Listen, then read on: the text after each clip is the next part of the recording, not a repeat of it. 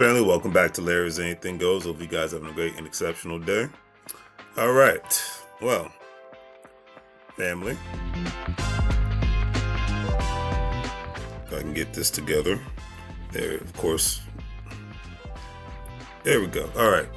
Well, family, it's that wonderful time of the month where I just love to highlight Black-owned businesses, because at the end of the day, family, if you are not opening up a business and definitely contributing to Black-owned businesses, then you do not understand how the Black community works or how community works, period. And you're just being a basic person, family. And in 2024, going into 2025, especially in the Black community, we can no longer afford to be basic from an economic standpoint. Money must circle the community before it goes elsewhere. Money must go into assets and resources and whatnot before they go elsewhere. If all you want to do is be basic and have a job and spend your money wherever you want to, well, then fine. But you're doing yourself, and especially if you have kids, your family, a great disservice by not purchasing assets and contributing to your economic community, because you never know. You might not be a person who can give your children a job, but if you, by contributing to a Black-owned business, you can ensure that possibly in the future, the chances become greater where that business can give your children or somebody you know a job. I'll leave it at that. So according to the article that I read the other day, family, a mother has teamed up with her daughters to open up a Black-owned beauty supply store. And this is in Oregon, the Portland, Oregon area. The article stated that Soulful Strands, which is the name of the company, it's a beauty supply and hair care product store owned by Nicole Ashley Moss, is making history as the first and only Black-owned business of its kind in the city of Corvallis, Oregon. It has quickly become a local gem, offering a diverse range of hair care essentials that cater to unique needs of the community. The idea for Soulful Strands emerged from Nicole's own experience when she spent a hefty amount on hair care products at a beauty store in Portland, Oregon. Ironically, I went to Portland, Oregon, April of 2024, as we are in October of 2024, and I had a great time, even though it was raining the entire time. But it's definitely the Pacific Northwest for you, family, and the Pacific Northwest has its own little beauty even when it rains. Another thing is, because I don't have hair, I always forget how much money women, people in general, spend on hair care products and just trying to, have their hair look a specific way. A friend of mine just spent $400 on her hair, so that tells you a lot at the end of the day. So I'll leave it at that. Anyways, Mrs. Ashley was frustrated with the lack of similar options nearby. Her husband suggested starting her own store might be the remedy for the situation. And before I go on, family, remember that I love to hear the sound of couples making money moves together, or the term that I like to say that I remember first hearing back in 2017, 2018, financial lovemaking.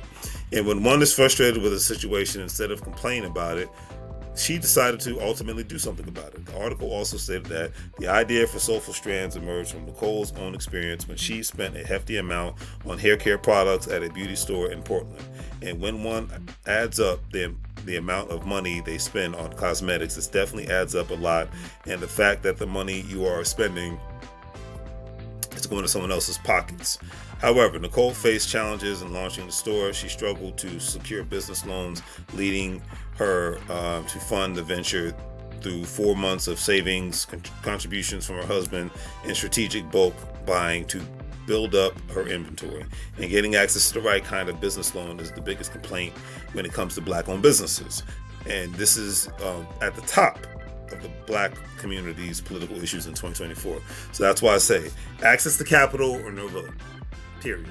Votes should be expensive, and if we're not talking about money in a capitalist society, then what the heck are we talking about? I leave it at that. And that goes to both sides and both candidates. I'm not voting, so I don't care. So I just have to always put that out there. I'm not biased because I'm not taking a side, because I'm not participating, because I think everybody's full of crap at this point. But I leave it alone. Anyways, high rental costs in Albany, where she originally planned to set up the store, also made her change her plans. She ended up at a location in downtown Corvallis, which has a similar space. Despite the size constraints, she maximized its setup. And sometimes you just got to work with what you got at the end of the day. The store offers a diverse range of hair care extensions, conditioners, accessories, and tools strategically arranged on the shelves. And the fact that most beauty supply stores aren't owned by Black people, and I hope that with the internet age of online businesses, this will change. The article ended on this note stating that customers walking in often express gratitude for existence of this unique store. A lot of black people around town, black students from nearby college, and clients from the braiding salon across the street are her usual customers. Beyond catering the black hair needs, Nicole aims for inclusivity, offering products for all hair types. While Nicole currently sources products from China, she aspires to exclusively feature items sourced from Africa in the future. And it's crazy how we do not have a good enough connection to countries in Africa in order to conduct more business transactions like this. Because especially in today's global economy, being able to have access to capital from other countries, be able to build business relationships with other people in other parts of the world allows you to be able to buy products maybe even at a better price and whatnot. And therefore, if you have more options, then you have more bargaining power. And if you have more bargaining power, that means you have more leverage. Leave it at that. Okay. She also envisions expanding her store to include makeup, beauty products, fashion accessories, African prints, and more. Despite knowing the uncertainties of expansion, Nicole remains optimistic. She uses soulful strands as an opportunity to understand and appreciate curly, coily, and kinky hair and promote a positive perception of it. Your hair is like a plant. You got to water it, and if you don't, it'll die like a plant. It's causing her to learn a lot more working there, but that's what it's all about: working, learning, earning as the world keeps on turning. And I hope that she's utilizing a business bank account. I hope that she has multiple business credit cards when it comes to having access to capital. And I just wish her luck and all and nothing but greatness in the future, because this is a beautiful thing, and I hope it continues to happen. All right, and I hope they flourish as a family. Don't forget to check out Larry's Anything Goes online store. It's always greatly appreciated.